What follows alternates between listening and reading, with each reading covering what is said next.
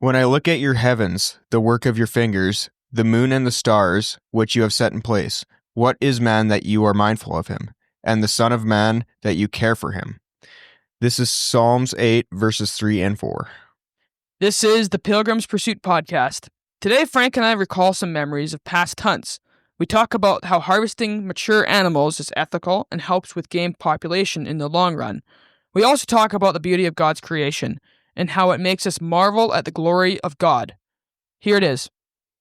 I managed to successfully have 2 good bear baits if we get into the hunting topics. I had 2 great bear baits that were producing some very good bears. Did you get one off that bear bait? No, I didn't get any off those bear baits. I'm kind of growing them, but I have 2 really awesome up-and-comers. Yep.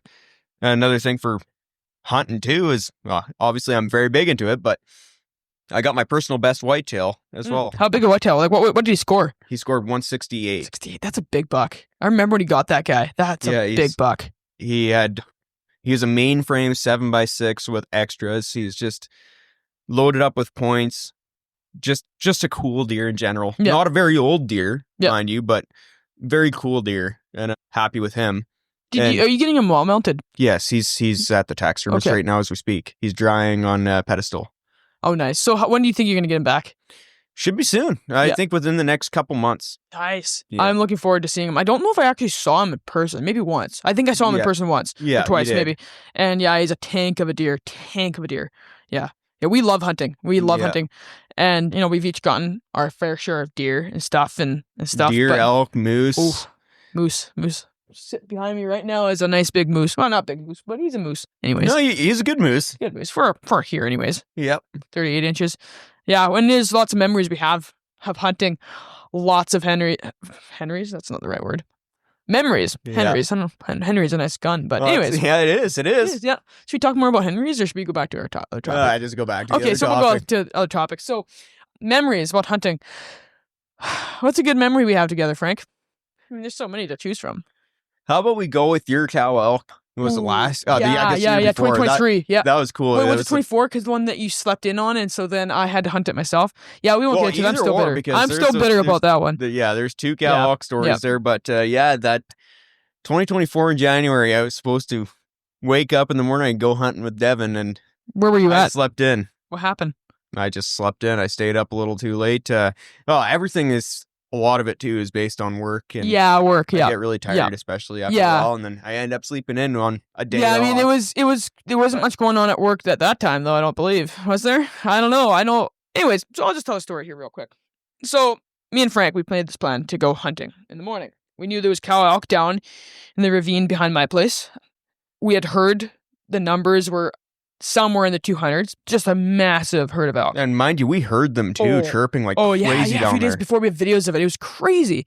So anyways, we made this game plan. Okay, so in the morning, we're going to go down this place, down here, and we're going to hike around, and we're going to see if they're crossing, where they're coming from, and all that. We're hiking from here. We kind of know where they're bedding at, and we're going to hike towards that spot. And so we're like, yes, 100%, we're down. We're going to do this. Yeah, we're just pretty much planning to push bush and run into them, because we knew we were going to run into them down there, right? So that morning, I woke up, and I tried calling Frank. He didn't answer. I'm like, okay, well, he's probably getting ready or whatever. So I got myself ready. I headed on over to the place and called him again. No answer. So I was like, okay, well, that's weird. And so I got to the spot where we were planning to hike down in. Called him again. Nothing. And I was am so sorry about that too, by the way. You don't understand how mad I was. So I ended up like, well, screw Frank kind of thing. You know that. We're cousins. I can say that because we come it's all jokes. Yeah. Well, I mean, not quite all jokes, but yeah. So you get it. Yeah. Well, anyways, we'll just keep it there. So I just ended up hiking down. I was like, well, you know what? If Frank's not going to answer his phone, I'm going down there anyways. So I started hiking down there, and immediately I started hearing chirps and bugles everywhere. And automatically I realized I was heading in the wrong direction. Our game plan was off. So I decided, I was like, okay, I got to head this other direction. And so I turned around and started walking down this trail. And again, I started getting closer and closer and closer and closer to these elk. And pretty soon I was seeing them across the ravine, across the creek. And I was like, okay, I'm getting close. And I heard walking all over the place. And all of a sudden, one was getting really close. And all of a sudden seen it. It came up over the hill. And it looked at me. It saw me first. I saw it. And then it took off running. And so what did I do? I took off running behind it. because normally elk, they'll spook, they'll run for a bit. And then they zag a tiny little bit and they stop and watch. Yeah, they'll stop, they'll look back to double check or whatever and watch you a little bit. And then they'll take off again, and that's when they're not going to stop again. Yeah, normally. Exactly. And so I took off running behind this thing, and it stopped just like I wanted it to, just like I figured it would. And I lifted my gun. It was about, I don't know, the ranges just kind of varies. It probably was around 50 yards. Lifted my 6.5 PRC up, put it behind the shoulder. And luckily, we were down in a steep ravine. I was down in a steep ravine, I should say. And that thing ran uphill 80 yards before it died. Got a perfect lung shot on it. And so I ended up a little bit later, I got a call from Frank, probably, I don't know, 5-10 minutes after I shot this thing. And he was like, I am so sorry, man. Like, I'm heading over now. I was so upset that I missed out there. But that recovery was easy. Oh, it was pretty good, compared to other recoveries that I've made in that creek. How big a drop was that from where it was on the field where we retrieved it at to where we wrenched it up? How far? Yeah, how far drop? 150 yards. But then it was drop. It was like a pretty consistent drop. It's a pretty steep drop, but we managed to get enough winch out there to drag it back up, which was cool. So I have this pastor friend. He pastors a local church called Bethel Pentecostal, and I ended up calling him up. I was like, hey, you got a winch on the front of your truck. I shot a cow elk. What do you think? And he was like, 100%, I'm down. And he was there in, 20 minutes. Man, we wouldn't have been able to get it out very easy without him. We would have been able to pack it out, obviously, or get enough tow rope and get a tractor or something to tow it out. But that winch was so helpful. So a big thanks to him. Oh, yeah, it was great. And so we gutted the animal out there. And I think what ended up happening before that? So before that, yes, I started looking for it. Frank ripped over there he was hauling. Got over there. Well, I was waiting for it to die because sometimes you want to give them a few minutes because if you go too early, they might not be all the way dead, and sometimes you can get beat up by them. It's pretty rare that happens, but I have seen videos where deer just mutilate guys after. It's pretty funny to watch. But anyways, so I gave it a bit, and I waited for Frank. I was kind of trying to find a blood trail, and I was having a tough time finding it a little bit. And, it's kind of just drops here and there, right? Yeah. Because, January, they have a thick winter coat, and it absorbs actually a lot of blood. Yep. So I started looking for it. Frank showed up, told me where I was at. He headed down there, and together we found it. It was about 80 yards, like I said, 80 yards up. And kind of east-ish. Yeah, just a little bit up and to the east. It was actually in a spot where you could see it from the field, from the edge of the field. Yeah. So it wasn't too bad. Perfect. It was perfect. And so we called the pastor up. He came out with his winch. We gutted it while he was setting out. We gutted it up and stuff, and then cut a little bit of a trail down to it and winched her up. And I don't know, what were you done by? I think I got done by 2 o'clock or whatever. So I shot it in the morning. I don't know what that was January, so it would have been light at 8:30ish, maybe. Yeah. Maybe 9. You got it in the morning, and then I think it was 2 we went down. I gutted it. We gutted it and went down. We got it out at probably around noon, and then probably done skinning it and everything, and have it hung up on the tractor by 2 o'clock. That was a fun memory. It was fun. I mean, we got it hung up, got it put away and everything. I think that evening, then Frank, I don't know what happened to him exactly. That evening, I went for a walk out there. Right, yeah. And was kind of trying to figure out where the elk were. Found a couple cool spots, and was like, no, I couldn't find the elk really, but kind of tried to make a little bit of game plan. And then it wasn't very long after. I don't know if it was the next day or a couple days after I went and shot mine. Yeah. Or similar spot, like a mile down. Pretty close. Yep. Yeah. So, I seen 200 head of elk and out in that field, and that's a lot of elk. Yeah, they all ran down into the creek, and I was like, okay, well, I was hunting with a couple other guys, and I was thinking, okay, well, I gave them advice, just go up to kind of where Devin there got your elk, you got yours, and kind of wait in there, because I feel like if I walk in, I'll push the elk towards them. Just by walking down, I was hoping that they would just follow the bank of the creek. And so I was hoping that they were going to be on my left side when I walked down the knoll in the bush. But it turns out they're actually on my right side, which wasn't ideal for setting those guys up. So I decided just to film my elk tag, and got her with the 300 at about 100 yards in a poplar thicket. And She dropped, and then she got back up when I started walking down, and so I had to put another in her. Yep. Just before she got to the probably the steepest part of that bank, and very thick spruce stuff. That wouldn't have been good to getting her out of there. Oh, that wouldn't have been fun. I'm glad that I don't think I went and helped you there. I was working. No, you were working. Yeah, you were busy that day, but it still worked out. Fun. It still worked out pretty good. Yep. And now, like, even we got it out with a quad, but now I think that I actually do prefer to pack them out in. It's hard. It's hard, but it's worth it. It is worth it, especially like down. It's fun. You can roll a quad down there so easy too. Oh yeah, it'd be really easy to roll a quad down there. Man, those cow elk tasted really good. That's for sure. Oh, they were good. Fantastic. Amazing. Yeah. You can't beat elk meat. You can't. I mean, you could. I guess beef and whatnot. Beef is okay, but I don't. I like the wild taste of it. That is true. Elk. Yeah, they taste so good. But how about that moose though too? It's like, oh, that moose tasted good. Absolutely phenomenal. Oh, it's so good. I liked him too much. I ate him pretty much right away. And yeah, I wanted to have a whole freezer full of him, but I didn't that year, unfortunately.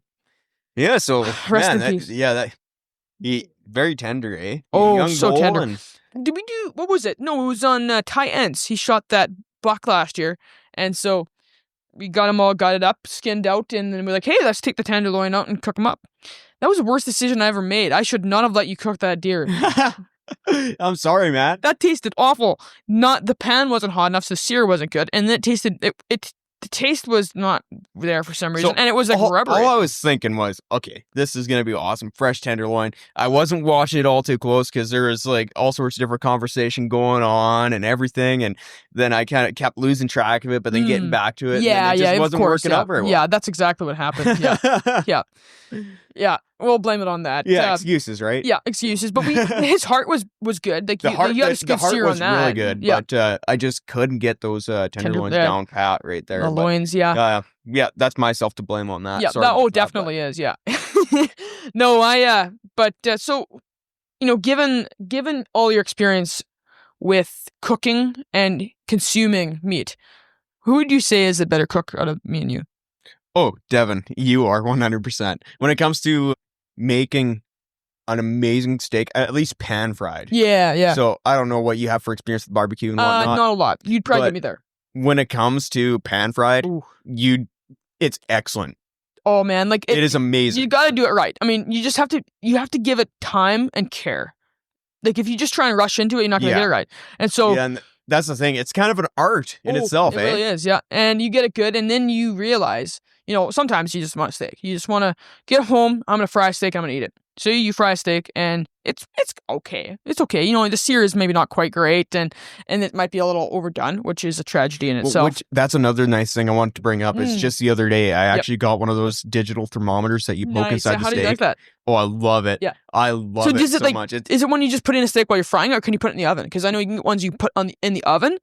Those are pretty sweet. I just stick it in while I'm frying it, and if I'm going to do it in the oven or something, so what do you like having it set to? Now and then, and what do you like having? I always try have it to around 130 to 135. Okay, we're Canadian, so what is that in Canadian? Like metric? Oh, I have no idea. Okay, yeah, exactly, yeah. But where I like my steak is rare and medium rare. That's where I like my steak. Oh, if you go, okay, so medium well is max, but even that, it's a tragedy now. It is a tragedy. It becomes a tragedy. It slips away into a tragedy is how I put it. Because then you don't get that tenderness out of it, right? Yeah, and okay, so what gives them the flavor is the juices. That's what gives them flavor. And so when I was a kid, we'd do roasts and stuff, and they'd always be well done. And that, I didn't know anything different. And then I had a medium well steak, and I was like, this is really good. And slowly but surely, I came to medium rare. And once you have a medium rare steak, anything else is a tragedy. It's actually tragic. Rare. I like my steak rare. So like seared. You want a steak. I don't like a blue steak by any means. Okay. But I like it rare. Like rare. Just one second in here. Between a medium rare and blue. Okay, so you like it almost. So you want a little bit more than just rare, closer to medium rare maybe, but I like it in that range. So I like my meat red. Yeah, so you like it to where a good vet could bring it alive, could revive it. Yes. Okay, yeah. I'm not quite there yet. I'm getting there. But medium rare, that's my go-to in a restaurant or anything like that, right? Yeah. Well, because sometimes the restaurants, if you get the wrong person, they cook it way too more. And so when I'm cooking my own steak, right, or like when you're cooking a steak, it's like you know what you're doing. Yeah. You 120, know 125. you know where that meat Yep. came from, Yep. especially when it comes to us hunters. Yep. We know, like we know the story behind that animal. Yep. Like I know Frank got shot at 4 times. but I know like a lot of the animals I've taken, I should say just a few, I guess, but I've watched them. I've seen them, how they acted even during the summertime. Yep. And I didn't get the good. deer I wanted Yep. last year, but he's still a good deer. And I knew him kind of like I knew where he lived and I knew about him, but Yep. I did not expect to get him. Well, and that's the beauty of hunting game, wild game. You know, when you go to the store, you don't know what you're going to get. You can buy a good beef steak, And you don't know the story well, behind it, right? exactly what's been put into it. Exactly. You know, all the hormones. Like I'm a cattle rancher, obviously, and so we have to give our cows antibiotics. There's sometimes no choice. They get a disease or they get sick. If you don't give them antibiotics, they will die. Now, antibiotics, everyone's like, oh, antibiotics are going to wreck the meat. They don't. They go out of the meat after a while. But then, you know, most every farmer gives hormones to their cows and stuff. And so they've been given hormones. They've been given vaccines and all this stuff. And so then they go to the store. They get butchered and they go to the store. And you buy them. And who knows what's been into that cow and how fast it grew because of the hormones and all that stuff. Exactly. Like, But there could be all sorts of different... Exactly. And the beauty of hunting is you go out hunting, you can go out and see a deer out in the field, and you know that deer has been there pretty much all summer. It's been eating the hay or the grass or the wheat or whatever is out there. Nothing else. That's what all it's been eating. You can shoot it, and you know that animal is completely natural. It's untouched from anything from human, you know, diseases, or I should say disease, but chemicals. Or and when all you that. go into the bush and chase moose or elk over here, It's always natural. It's all grass. Exactly. Like that's all grass, they eat. bark. Yeah, grass, bark, and willow branches, and yeah, they have a wild gamey taste sometimes. But you know what? They taste really I still good. think it tastes good. Yep. And you know that thing is clean. It's what is you're not going to get any weird diseases from it, that's for sure. And that's the beauty of hunting. And ultimately, you know, it's become a sport, and in a sense that's okay. I think that's okay, but we do it for the meat. Like, we like the taste of it, and we like the horns. The horns are pretty cool too. Well, and that's the thing. So I know trophy hunters, they get a bad rep, and it all depends on the circumstances in my case. So how I think about it is I would rather go and hunt and harvest a more mature animal, even though it might not taste as good as a younger animal. Yeah. But I'd rather go and harvest a mature animal, and I plan to, and I try and leave the younger animals alone as much as I can. Obviously, I have times where I do harvest the younger animal, but I just going after the more mature ones, because you get that. Yes, you get a trophy out of it. Yes, but also when you think about it, just for example, a mature whitetail buck. Yep. He drives away all the younger bucks from all the does. It's going to take an impact on the population. Yeah, ultimately. it takes an impact on the population. It doesn't allow the young deer's genetics to spread as well, and it turns into a little bit of a situation there, because some does then don't even get bred by a mature. Like, this mature buck is so carried away with going and chasing away the younger bucks that he misses the does sometimes, right? Yep. And so that's where I think, like, I like harvesting mature whitetail bucks. Yep. Well, mature elk. And I mean, I still haven't gotten a crazy big bull or anything like that, but well, and then that takes a bit of time too, because it's hard to, especially up here. We got a lot more hunters now, but all that. But the way I look at it too, with shooting older animals, you think about it out in the wild, for instance, when you watch an older buck, it's lived, how many years? 8 years or whatever. It's getting older. All it takes is a hard rut season, and that thing won't make the winter. Yeah. And because it's been beat up and it's been running around, loses all its fat. Right? Yeah, it doesn't have what it takes. But ultimately, too, what ends up happening, sometimes those bucks will suffer through the winter, and they won't have the energy to really do too much. And then a pack of wolves finds them and rips them apart alive. While they're alive, eats them alive. So like, that's what's a more brutal. ethical death? A hunter shooting them through the heart? Ethical shot, ending this deer quickly, or wolves tearing it apart alive from the back end. Yep. Like, alive, right? Exactly. So the young bucks, that's not going to happen to young deer. Nature is brutal. Exactly, and that doesn't happen to young deer as much. No, young animals. They have that energy to get going and zip and run. And that's why that you see a lot of mature bucks getting killed by mountain lions or wolves or coyotes, because they just don't. They've spent their time chasing away the young bucks, And so the young bucks, they normally don't fight. They run. They just ran away. So they don't get beat up. But you get an old mature buck, like Wentz's, for instance. That thing was a fighter. He had big, broken jaw. broken That deer we ribs and watched everything, on yeah. trail cam for a couple years too, and just beat up. he How old was he? What do you think? Oh, that deer, he was an older buck. I did not Who knows? expect him though to be that shape, because that deer, I did not think that he was as mature as he was. The trail cam pictures didn't do him justice at all. I thought that deer was a 150, 155 at most. And the year before that, I was thinking 150 Yep. kind of thing. I didn't think, it didn't was look a lot like he bigger grew than that. much. But big was he? he was way bigger. How big? He was 170 something, I think 173 or something like that is Yeah, what I big scored buck. him at. And then I scored him a couple times But just to make sure. Yeah. And he was it's a 173. tank of a deer. And Big just deer. broken jaw from getting in fights. He had disgusting wounds on his neck from Yep. getting stabbed by other antlers. Just Well, gross. And But that's just it. That buck probably wouldn't have made the year. he wouldn't have definitely made it. wouldn't have. He wouldn't have been. He wasn't able to eat. Yep. His jaw was broken. And so there's a win-win here. Well, yeah, it's a win-win. You get some big antlers that you get to put on your wall. Wentz did. Obviously, he gets good meat. And you get to save that deer from Suffering. suffering ultimately. It might have starved it at the winter. That would have been best case scenario. And Maybe. it's a quick and clean kill is Yeah, what it was. Exactly. You shoot it to the lungs or whatever. It's dead within 30 seconds. Yeah. To a minute. And so Whereas starvation, it takes weeks. weeks, and sometimes maybe they'll make it for the winter, maybe, but then they'll be in rough shape and they will not make it at all through the next winter. Yeah, And so exactly. ultimately, you get big antlers, you get good meat, and you keep that animal from suffering, and you let the population flourish because the young bucks are able to go off and reproduce. and reproduce. And it keeps the doe population good. And this goes for elk too. Elk and moose, same thing. Ultimately, we see it more with deer because you seem to have bigger bucks around here than you do have big elk. That's what that it is seems true. like. Yeah. But ultimately, the reason we like hunting so much is because, for one, you get good meat, you get to provide for your family, but also you get to be out in God's creation. Yeah, And that it's is awesome. it You too. know- Some of the views that I've seen, so it wasn't last year, but the year before, went down to southern Alberta, and I was expecting just prairies, just Yep. flat, right? That's It what I wasn't was flat, was it? expecting, but it was southeast, gorgeous country, absolutely gorgeous, Easter red deer areas, where it's just rolling hills and just absolutely beautiful, looking for mule deer. And actually seen way more big moose than anything else. Yep. Couldn't believe my eyes. Seeing prairie moose that were averaging 50 inches, 45 to 50 inches in the first couple days was just insane. Yep. Because up here, we got big moose too, but you don't see them as much because they're in the bush. Further back, yeah. I seen a really big moose That's a this big last moose, fall that yeah. I'm targeting this year, actually, if I can get my draw, but no. So where was he, but- that moose? Just for I don't know. Just let me know where he's at. So I think I'm not gonna go shoot him, but I'm not going to Okay, mention anything well, like that.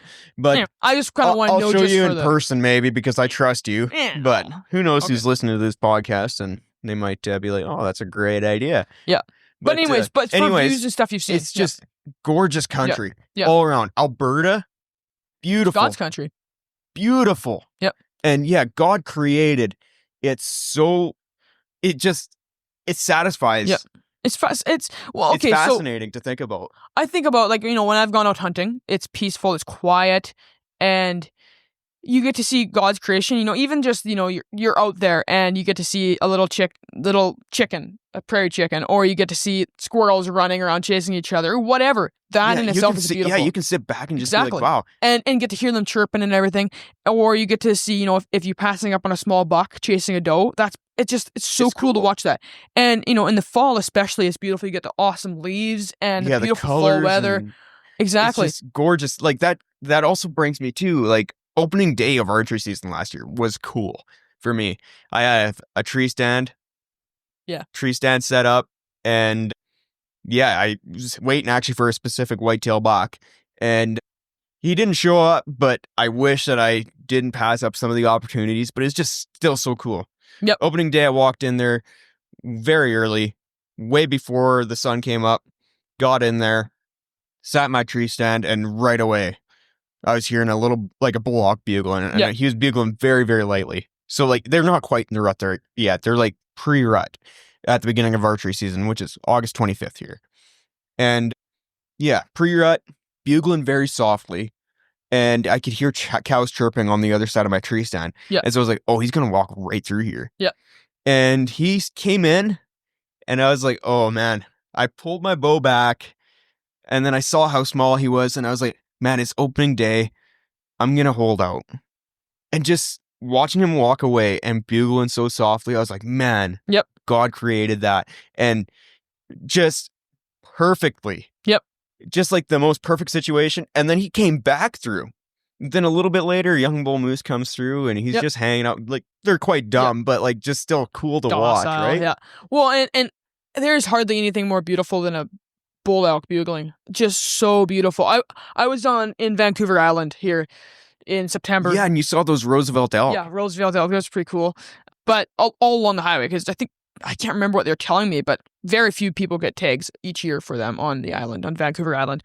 But while I was there, I was camping out next to Cowichan Lake, and at 3 o'clock in the morning, I got awoken from what I thought was a scream at a distance, and I kind of startled me a little bit, and I kind of listened for a bit, and it was a beautiful bugle, just way off in the distance in the hills of Cowichan Valley, and it was just beautiful, like that. That'd be a sweet scene. And there's nothing much like that. Nothing like a elk bugling in the middle of the night, or wolves in the middle of the night. I mean, it's kind of when wolves. That on the other hand can be a little bit creepy, but then it's beautiful. But then it's beautiful, right? In its own way. And I don't know. I just think about it, and everything God created, He created it just beautiful, and it's good. And He created it for His glory, but also for us to enjoy. And so that's why we love hunting. We love it for the purposes of just providing for families, providing good nutrients, and not only just killing them, but also just enjoying it. Yeah, enjoying it and seeing it. Like, I've had so many times where I could have harvested an animal, but I decided to hang back and didn't. Mostly because a lot of it was because I was just looking for a bigger animal, or it wasn't the right one, or whatever the case may be. But I never regret that. Like, I never regret that. Never. There's a couple times, but still, I don't regret that in a way where I don't want that memory. I love having that memory in my head of seeing this animal, 100%. being able to see this animal out in God's beautiful creation, and just standing there amongst the scenes. It's like, that's just a beautiful image in my head. Yeah. Especially when it comes to the biggest mule deer I've ever seen in my life. Yeah.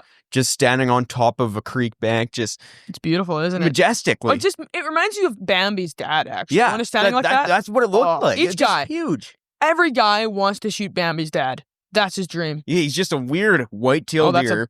Crazy deer. Yeah. It looks like a mule deer cross. frame. Yeah, right, it's weird. It's like a mule deer cross whitetail with some elk in it, too. Yeah, like something. Pretty sweet, though.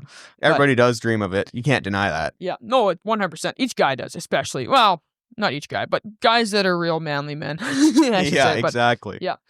Well, this podcast, it started off talking about Christianity and our faith and how 2024 was, and it went into hunting. So that was interesting. But hey, it was good. And at some point, we'll talk more about Christianity. We just got going on hunting and all that, which was amazing. Good conversation. And mind you, this is only our second episode, too. Amen. Things are not going to be perfect here at the beginning. But you know what? We're going to work towards We're going to work towards making it better. Make it great again, actually, is how I say it. Yeah, make it great again, yeah. Make podcasting We're not sponsored by Trump in any way, by the way. No, but if you're listening to this, we would love a sponsorship.